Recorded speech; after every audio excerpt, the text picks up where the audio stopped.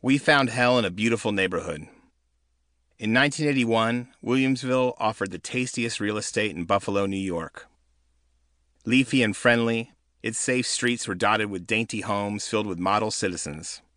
Doctors, attorneys, steel plant executives, dentists, and professional football players lived there, with their adoring wives and their 2.2 kids.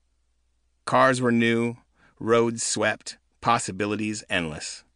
We're talking about a living, breathing American dream. Hell was a corner lot on Paradise Road.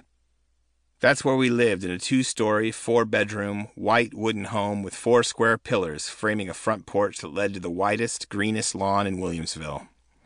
We had a vegetable garden out back and a 2-car garage stocked with a 1962 Rolls-Royce Silver Cloud, a 1980 Mercedes 450 SLC, and in the driveway was a sparkling new 1981 black Corvette. Everyone on Paradise Road lived near the top of the food chain, and based on appearances, most of our neighbors thought that we, the so-called happy, well-adjusted Goggins family, were the tip of that spear. But glossy surfaces reflect much more than they reveal. They'd see us most weekday mornings gathered in the driveway at 7 a.m. My dad, Trunus Goggins, wasn't tall, but he was handsome and built like a boxer. He wore tailored suits, his smile warm and open. He looked every bit the successful businessman on his way to work.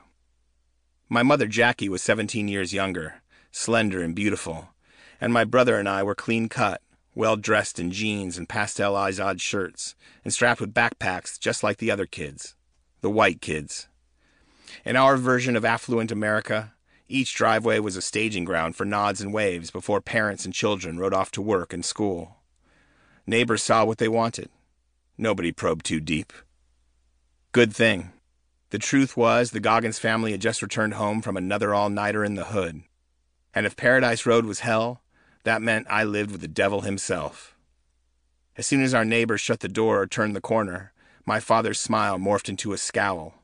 He barked orders and went inside to sleep another one off, but our work wasn't done. My brother, Trunus Jr., and I had somewhere to be, and it was up to our sleepless mother to get us there. I was in first grade in 1981, and I was in a school daze for real. Not because the academics were hard, at least not yet, but because I couldn't stay awake. The teacher's sing-song voice was my lullaby, my crossed arms on my desk a comfy pillow, and her sharp words, once she caught me dreaming, an unwelcome alarm clock that wouldn't stop blaring. Children that young are infinite sponges. They soak up language and ideas at warp speed to establish a fundamental foundation upon which most people build lifelong skills, like reading and spelling and basic math. But because I worked nights, I couldn't concentrate on anything most mornings, except trying to stay awake. Recess and PE were a whole different minefield. Out on the playground, staying lucid was the easy part. The hard part was the hiding. Couldn't let my shirt slip. Couldn't wear shorts. Bruises were red flags I couldn't show because if I did, I knew I'd catch even more. Still, on that playground and in the classroom, I knew I was safe. For a little while, at least. It was the one place he couldn't reach me, at least not physically. My brother went through a similar dance in 6th grade, his first year in middle school.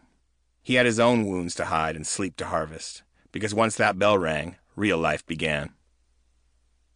The ride from Williamsville to the Maston district in East Buffalo took about a half an hour, but it may as well have been a world away.